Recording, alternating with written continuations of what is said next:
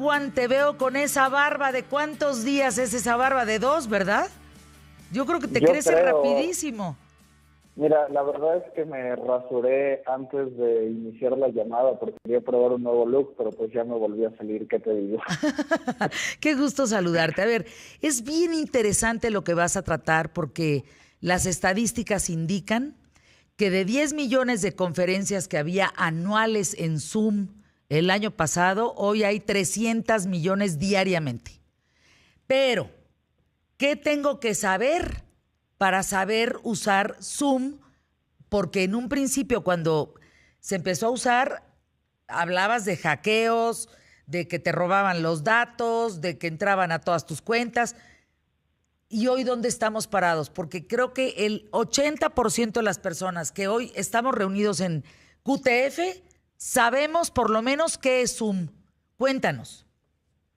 Pues sí, es un tema súper interesante, porque para empezar, no solo sabemos qué es Zoom, nos están viendo en las pantallas, en televisión, en imagen multicast, gracias a que, a pesar de esta pandemia, yo estoy en contacto contigo y con quienes nos escuchan, gracias a Zoom. Entonces, sí es una herramienta que se está usando muchísimo. En realidad, las personas que están encerradas están haciendo fiestas a través de Zoom, donde se juntan y cada quien toma desde sus casas y platica, etcétera. Tenemos el teletrabajo, ¿no? Las personas que tienen trabajos de oficina, etcétera, que necesitan colaborar, pues prácticamente todo el mundo pues está teletrabajando a partir de Zoom.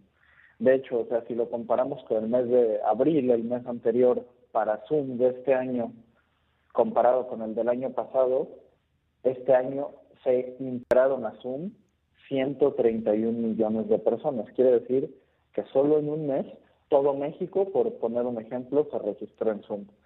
Y es curioso, ¿no? Cuando tomas en cuenta datos como que la extensión de México, si lo agarras en el mapa y lo pones encima de Europa, pues es prácticamente toda Europa, ¿no? Entonces, es 60 veces más que lo que normalmente se inscribían de personas a Zoom. Tan así que Eric Yuan, que fue el fundador de esta empresa de Zoom, ingresó solo por eso a la lista de multimillonarios de Forbes.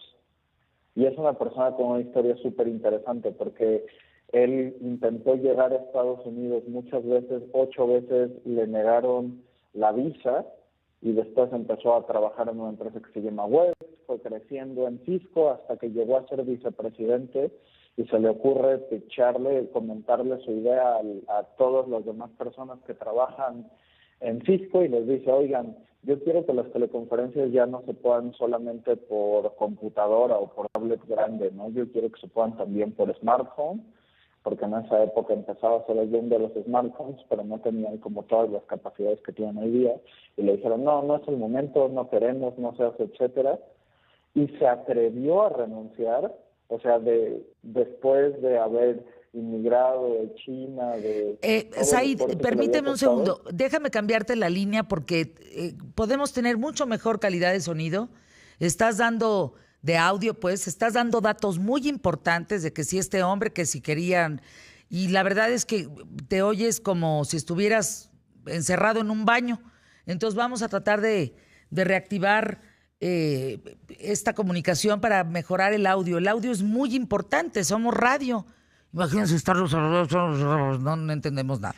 En un mes, dice Said Badwan, se inscribieron más de 130 millones de personas a Zoom.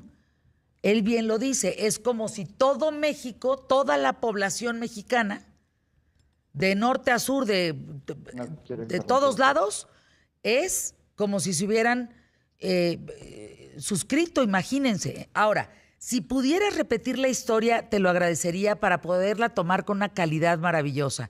¿Cómo este claro hombre? Sí. Ahí ya. Cuéntanos de este señor.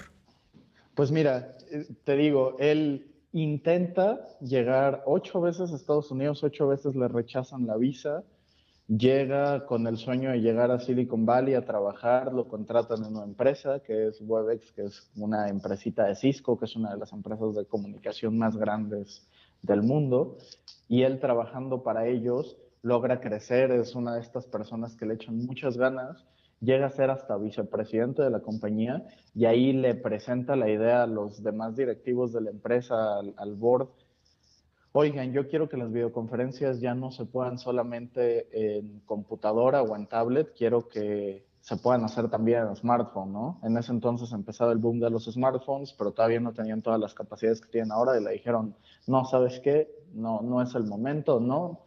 Y simplemente nosotros mandamos, no.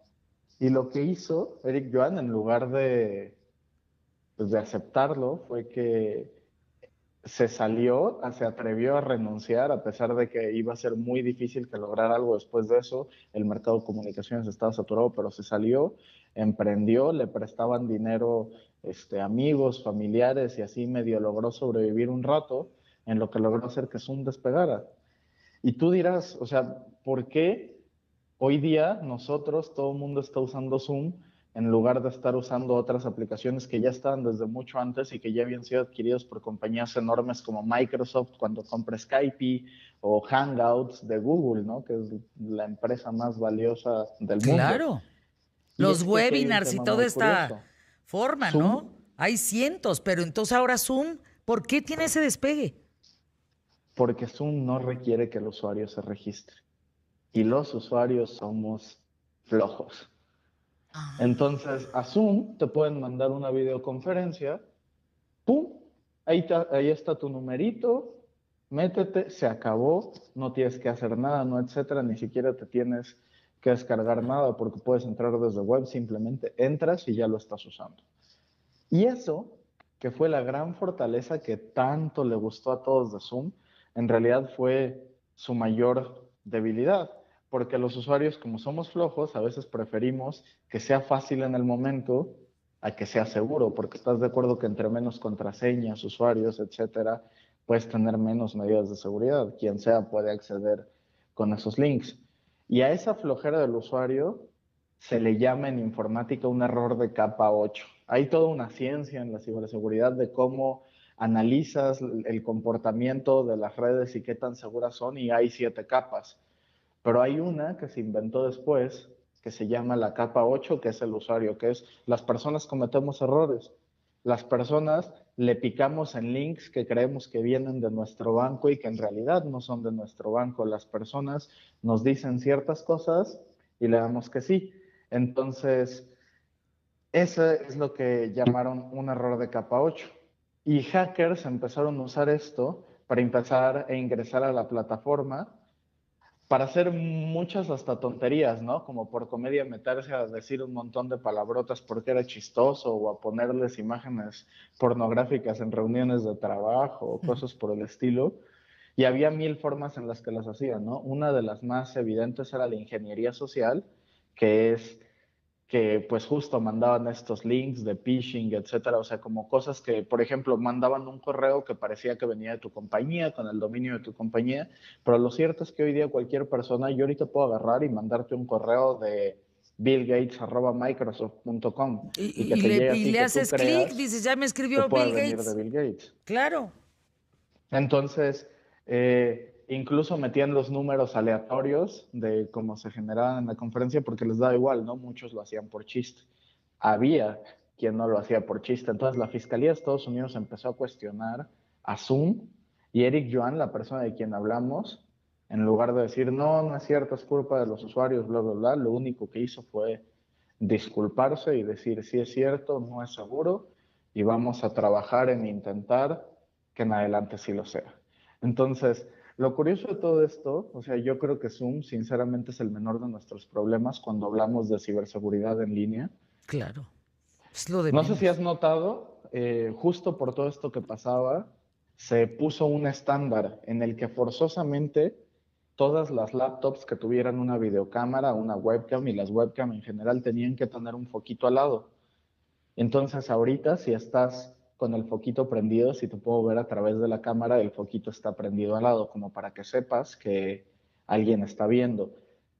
Eso antes le pasó a mucha gente y había esas historias de, yo pensaba que era un foquito de la computadora, ¿no? Y era porque tenían permanentemente prendida la cámara porque alguien los estaba espiando. Pero eso fue al principio, cuando fue la solución que se les ocurrió. Fer, no necesariamente, o sea, ahora los hackers pueden apagar el foquito y seguir prendiendo la cámara. Claro. Entonces, es muy interesante todo lo que está pasando, ahora que no nos queda de otra por el teletrabajo, pues yo les recomiendo tener cuidado, ponerle un diurexito a su camarita, y voy a estar subiendo más recomendaciones de ciberseguridad el día de hoy a las redes sociales en @elhombrerobot, y también subí algunas recomendaciones hace unos días de cómo sobrevivir al teletrabajo, al trabajo a distancia y no morir en el intento. Mucho tiene que ver con la disciplina y la responsabilidad. Entonces, Fer, muchísimas gracias por un lunes más. ¿Qué opinas? No, pues me tienes muy impactada, me quedé picada, te tengo muchas preguntas. Por ejemplo, ¿qué no debería de hacer en Zoom? La importancia de tu nombre en el cuadrito donde apareces, si aparece tu teléfono, porque luego dice iPhone, no sé qué. Todo eso, me quedo con mucha inquietud de escucharte, pero ya te estaré escribiendo por redes para hacerte estas preguntas y que me ayudes a contestarlas. Claro que sí, de hecho, al menos las que me acabas de hacer, @elhombrerobot, hoy las respondo. Gracias. Te mando un abrazo con mucho cariño. Gracias por ser parte del equipo de ¿Qué tal, Fernanda?